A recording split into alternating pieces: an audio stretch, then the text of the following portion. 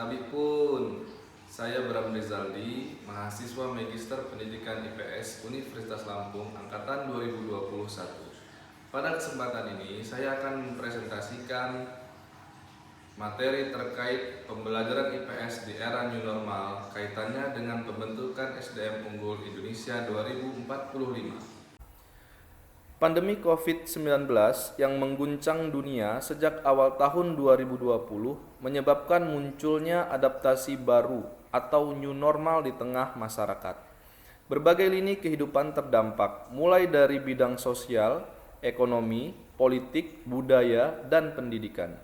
Selain penggunaan masker, jaga jarak, rajin mencuci tangan, menghindari kerumunan, membatasi mobilitas, masyarakat juga dibiasakan dengan pertemuan-pertemuan di ruang maya atau virtual meeting, tidak terkecuali dalam bidang pendidikan ataupun proses pembelajaran. Dalam hal ini adalah proses pembelajaran IPS. Apa itu pembelajaran? Menurut Gagne, pembelajaran adalah seperangkat peristiwa-peristiwa eksternal yang dirancang untuk mendukung beberapa proses belajar yang bersifat internal. Menurut Undang-Undang Nomor 20 Tahun 2003 tentang Sistem Pendidikan Nasional menyatakan bahwa pembelajaran adalah proses interaksi antara peserta didik dengan pendidik dan sumber belajar pada suatu lingkungan belajar. Dari beberapa pengertian di atas dapat disimpulkan bahwa pembelajaran adalah proses interaksi antara peserta didik atau siswa dengan pendidik atau guru dan sumber belajar pada suatu lingkungan belajar yang meliputi guru dan siswa yang saling bertukar informasi ataupun bertukar ilmu. Dalam pembelajaran di pendidikan IPS terdapat 4 dimensi utama, yaitu knowledge atau pengetahuan, adalah kemahiran dalam pemahaman terhadap sejumlah informasi dan ide-ide. Yang kedua adalah skill atau keterampilan, adalah pengembangan kemampuan-kemampuan tertentu sehingga digunakan pengetahuan yang diperolehnya, seperti untuk meneliti, berkomunikasi, berpartisipasi, dan lain sebagainya.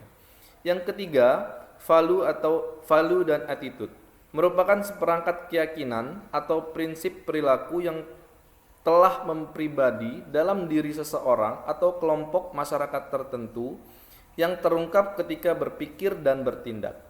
Yang keempat, action, merupakan dimensi IPS yang penting karena tindakan sosial yang dapat memungkinkan siswa menjadi peserta didik yang aktif, baik sebagai seorang pribadi maupun sebagai seorang warga negara. Pembelajaran IPS di era new normal. Dampak pandemi COVID-19 tidak dapat dihindari, but life must go on. Begitupun pendidikan. Dalam pembelajaran IPS era new normal, ada beberapa strategi pembelajaran yang dapat dilakukan. Strategi pembelajaran tersebut cenderung berbasis IT. Yang pertama adalah e-learning dan yang kedua adalah blended learning. E-learning adalah pembelajaran formal maupun non-formal yang dilakukan dengan memanfaatkan teknologi, sehingga pelajar dan pengajar melakukan proses belajar mengajar menggunakan media elektronik. E-learning dapat dilakukan secara sinkron dan nirsinkron. E-learning nirsinkron dapat dilakukan dalam jaringan atau daring maupun secara luar jaringan atau luring. Pada pembelajaran daring, peserta didik pada waktu yang sama dengan gurunya berada dalam satu aplikasi atau platform internet yang saling berinteraksi satu sama lain, layaknya pembelajaran konvensional yang dilakukan selama ini. Di sisi lain, e-learning secara sinkron hanya dapat dilakukan atau hanya dapat terjadi secara daring. Ada beberapa keunggulan metode pembelajaran e-learning. Yang pertama adalah pembelajaran tanpa batas wilayah. Yang kedua, biaya lebih terjangkau. Dan yang ketiga, mobilitas tidak terbatas. Hal yang harus diperhatikan dalam pembelajaran e-learning, yang pertama adalah perangkat dan akses internet. Yang kedua, platform e-learning. Yang ketiga, metode pembelajaran yang tepat. Dan evaluasi terhadap peserta didik Pada kompetensi sikap, evaluasi dapat dilakukan dengan menilai ketepatan waktu, penggunaan bahasa yang baik, dan keaktifan di platform. Yang kedua, dimensi pengetahuan dapat dilakukan dengan menggunakan tes tertulis maupun tes lisan. Yang ketiga, keterampilan dapat dinilai dengan unjuk kerja berupa video dan portofolio. Yang kedua, blended learning adalah metode pembelajaran tatap muka yang digabung dengan e-learning ataupun jarak jauh yang berbasis teknologi digital untuk bisa saling melengkapi. Keuntungan menggunakan e-learning, blended learning, adanya interaksi antara pengajar dan siswa secara langsung.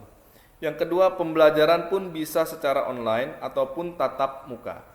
Hal yang harus diperhatikan, pada saat tatap muka, guru harus memberikan instruksi yang sangat jelas kepada siswa. Yang kedua, mandiri. Siswa harus mampu belajar mandiri. Yang ketiga, harus ada kesesuaian antara masalah dengan konsep pembelajaran di kelas. Yang keempat, kerjasama dan evaluasi. Sumber daya manusia unggul Indonesia 2045. Pemerintah telah merumuskan 10 kriteria sumber daya manusia unggul. Yang pertama, berbudi pekerti luhur, kedua, berkarakter kuat, 3, toleran, 4, jujur, 5, berhati Indonesia, 6, berideologi Pancasila, 7, berakhlak mulia, 8, pekerja keras, 9, berdedikasi, dan 10, menguasai keterampilan serta ilmu pengetahuan masa kini dan masa depan. Platform pendidikan berbasis teknologi merupakan salah satu dari 10 strategi Kementerian Pendidikan Indonesia dalam perubahan dunia pendidikan yang diyakini mampu menghantarkan Indonesia memiliki sumber daya manusia unggul. Kebersertaan teknologi dalam pendidikan dan proses pembelajaran adalah sebuah keniscayaan yang tidak dapat dihindari, dan pandemi COVID-19 yang terjadi saat ini memaksa Indonesia untuk bergerak lebih cepat dalam mewujudkan semua itu. Dunia saat ini mengalami revolusi industri 4.0 yang menuntut pentingnya literasi digital bagi peserta didik dan guru. Dan literasi digital tersebut dapat dimulai dengan proses pembelajaran di kelas berbasis IT yang tetap membentuk karakter positif bangsa Indonesia. Demikian presentasi dari saya, dan saya akhiri. Assalamualaikum warahmatullahi wabarakatuh.